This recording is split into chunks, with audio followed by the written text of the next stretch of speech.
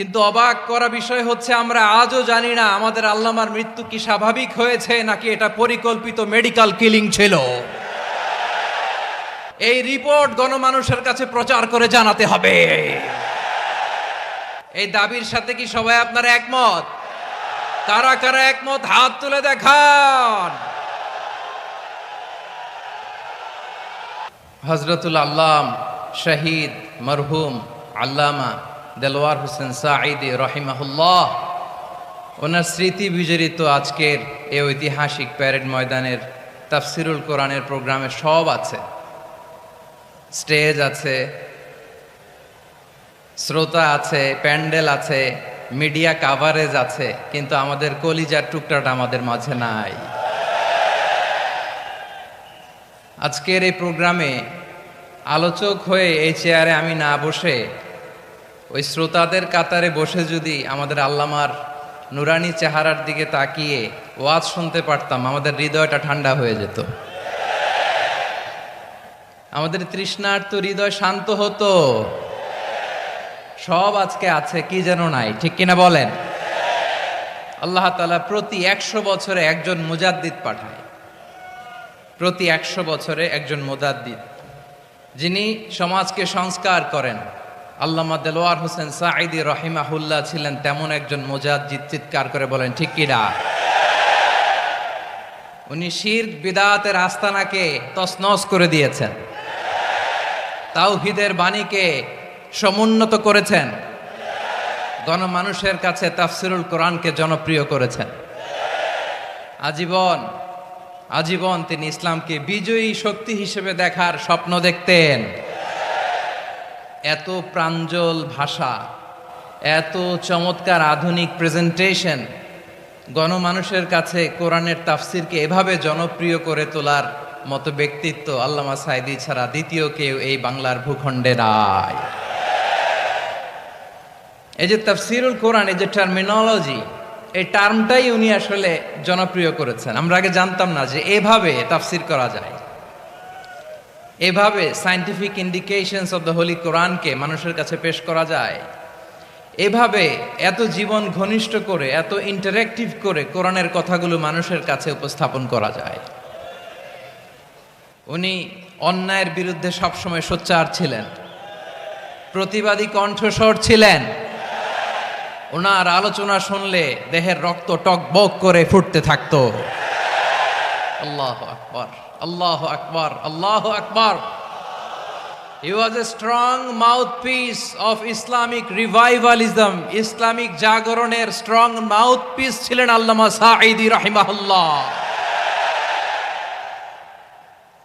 অনেক দোয়া পেয়েছেন, আমরা পড়েছি, এমন জীবন তুমি করিবে গঠন, মরণে হাসিবে তুমি, কাঁদিবে ভুবন। গোটা বিশ্বকে তিনি কাঁদিয়েছেন। আল্লামা যখন ইন্তেকাল করলেন, আমি তখন মালয়েশিয়া থেকে যুক্তরাষ্ট্রে একটা কনফারেন্সে যোগ দিতে যাচ্ছি, কাতার এয়ারলাইন্সে। মালয়েশিয়া থেকে দোহাতে নামলাম। দোহায় যখন আমার ট্রানজিট, তখন শুনতে পেলাম যে আল্লামা বিদায় নিয়েছেন। সোশ্যাল মিডিয়ায় শুনে বিশ্বাস করতে পারলাম না। মুহূর্তের মধ্যেই মাসুদ সাঈদী ভাইকে মেসেজ করলাম, উনি কোনো উত্তর দিতে পারলেন না। মাসুদ ভাইয়ের সাথে যখন কোলাকুলি করি, আমাদের শামীম ভাইয়ের সাথে যখন কোলাকুলি করি, মনে হচ্ছে আল্লামা সাঈদীর ঘ্রাণ পাই। শরীরটা লিটারালি কাঁপছিল, নিজেকে মানাতে পারছিলাম না, বিশ্বাস করতে পারছিলাম না যে আসলে আল্লামা বিদায় নিয়েছেন। ইন দ্য মিন টাইম আমার সেকেন্ড ফ্লাইট দোহা টু নিউ ইয়র্ক, 12 ঘন্টার ফ্লাইটে উঠলাম, ইন্টারনেট থেকে বিচ্ছিন্ন হলাম। নামার পরে শুনলাম আল্লাহু আকবার, যেখানে ওনাকে কবরস্থ করার কথা ছিল সেখানেও কবর দিতে দেয়া হয় নাই। ছবিগুলো দেখতে লাগলাম, হাসিমাখা মুখ, হাসিমাখা নিথর দেহটা, মরণে হাসিবে তুমি, কাঁদিবে ভুবন। From east to west, from north to south, the entire globe, গোটা বিশ্ব ওনার জন্য কেঁদেছে, গোটা বিশ্ব কেঁদেছে। কাবার গিলাফ ধরে ধরে মানুষ চিৎকার করেছে। এর চেয়ে শ্রেষ্ঠ মৃত্যুকার হতে পারে? আমাদের আল্লামার আর কি পাওয়ার ছিল বলেন? আর কি পাওয়ার ছিল? কুল্লু নাফসিন যায়িকাতুল মাউত, যারাই দুনিয়াতে আসবে তারা ইন্তেকাল করবে, এটা আমরা মেনে নেই, এটা আমরা জানি। কিন্তু অবাক করা বিষয় হচ্ছে আমরা আজও জানি না আমাদের আল্লামার মৃত্যু কি স্বাভাবিক হয়েছে নাকি এটা পরিকল্পিত মেডিকেল কিলিং ছিল। এটা যে পরিকল্পিত মেডিকেল কিলিং ছিল এটা ধারণা করার পেছনে অনেক কারণ আছে।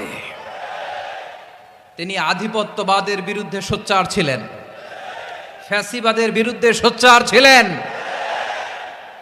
রাজনৈতিক প্রতিহিংসার শিকার ছিলেন। এজন্য এটা মেডিকেল কিলিং হতে পারে এ ধারণা আমরা করতেই পারি। আওয়াজ করে বলেন ঠিক কি না?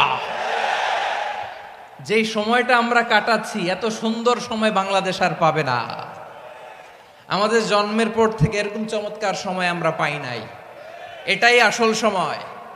আমরা ইন্টারিম গভর্নমেন্টের কাছে দাবি জানাই, উচ্চতর তদন্ত কমিটি করে এটা কি হত্যাকাণ্ড ছিল নাকি স্বাভাবিক মৃত্যু ছিল, এই রিপোর্ট গণমানুষের কাছে প্রচার করে জানাতে হবে। এই দাবির সাথে কি সবাই আপনারা একমত? কারা কারা একমত হাত তুলে দেখান।